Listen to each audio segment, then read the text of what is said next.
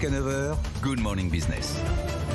À 7h20, nous recevons Stéphane Salustro, associé responsable des activités d'ILS, PwC France et Maghreb. Bonjour. Bonjour. On parle de cette étude que vous avez réalisée sur le premier semestre 2022 qui identifie les grandes tendances en matière de fusion-acquisition. Bon, il y a plein de domaines étudiés évidemment, mais ce que l'on retient, c'est que l'activité au cours de ce premier semestre est revenue à ses niveaux antérieurs à la pandémie avec environ 25 000 transactions. C'est en baisse. Oui, alors effectivement, nous publions aujourd'hui une étude mondiale, je tiens à le dire, mondiale, PwC, qui indique les éléments suivants.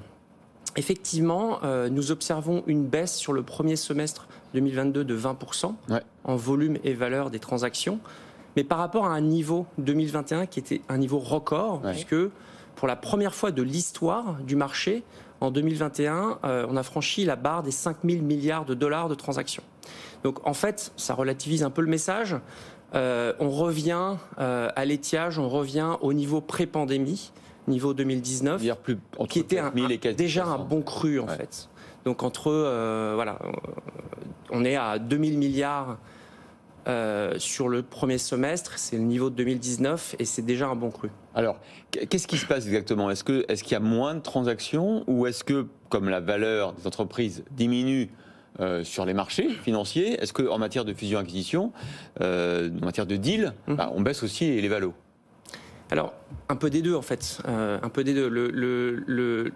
La baisse s'observe à la fois en volume et en valeur. Okay. Pour autant, je le répète, on reste sur des niveaux d'activité très importants qui sont en fait alimentés par des fondamentaux. Les fondamentaux sont là. J'en vois 3 fondamentaux. Le premier, c'est la nécessité pour les entreprises, pour les grands groupes, de se transformer, d'aller vers plus de ESG, d'aller donc environnement, social, gouvernance. D'accélérer la transformation digitale, etc. Et donc de faire de l'acquisition, c'est ça ? Le M&A est un accélérateur de transformation, ça c'est important. Ça va plus vite d'acheter que de faire soi-même. Exactement. Deuxième élément important, pour ça il faut dégager des marges de manœuvre. Et donc on voit de plus en plus les grands groupes opérer de façon rigoureuse des revues de portefeuille qui conduisent à des cessions. Donc ça aussi c'est du M&A. Troisième élément, élément aussi fondamental, on n'a jamais eu autant de liquidités disponibles sur le marché, ce qu'on appelle la dry powder, si je peux utiliser un anglicisme. On est à des niveaux records de 2300 milliards de dollars en 2021, ce qui représente 3 fois les niveaux d'il y a 10 ans. Donc c'est considérable, ce qui peut nous amener par exemple, à parler de private equity après, si vous voulez. Mais... Je voudrais qu'on revienne quand même sur les secteurs qui sont peut-être particulièrement favorisés par rapport à d'autres. Oui. Alors effectivement, il y a des secteurs, et d'ailleurs c'est une ouverture sur le futur, mais il y a des secteurs qui ont davantage bénéficié de ce dynamisme. Le premier, c'est le secteur des technologies, médias et télécommunications, donc, qui a représenté un tiers en valeur du total des transactions mondiales, je répète, c'est une étude mondiale, PwC, donc du total des transactions mondiales en 2021. Un tiers, c'est considérable, et favorisé là encore par les sujets de transformation, l'accélération de la technologie, tous les thèmes que vous voyez émerger, la 5G, l'infrastructure, etc. Le deuxième secteur,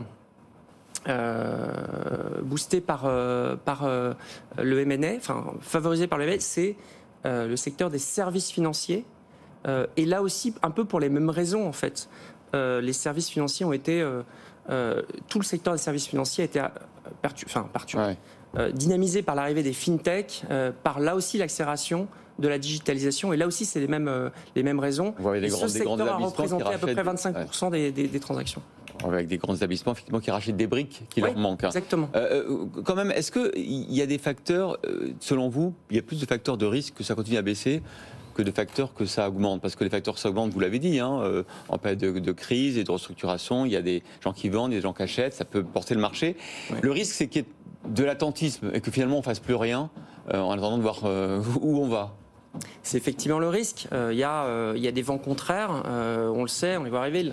l'inflation et la guerre en Ukraine a accéléré ces vents contraires, accéléré l'inflation. La hausse des taux d'intérêt n'est pas une bonne nouvelle, notamment pour les acteurs que sont les fonds d'investissement. Donc clairement, il y a des vents contraires. Pour autant, je le répète, il y a aussi des fondamentaux. Donc je ne suis pas en train de dire que dans les jours, les semaines, les mois qui viennent, ça va accélérer. C'est pas ce que je suis en train de dire. Je suis juste en train de dire qu'il y a des éléments de résilience. Et puis vous le disiez aussi, beaucoup de private equity, c'est la moitié, je crois, des transactions qui sont réalisées par les fonds d'investissement. C'est aussi une tendance forte. C'est considérable. Donc le private equity, les fonds d'investissement ont représenté la moitié, vous venez de le dire, des transactions contre un tiers il y a 5 ans. On voit que c'est en forte augmentation et ça renvoie à ce que je disais précédemment, les liquidités disponibles. Ouais.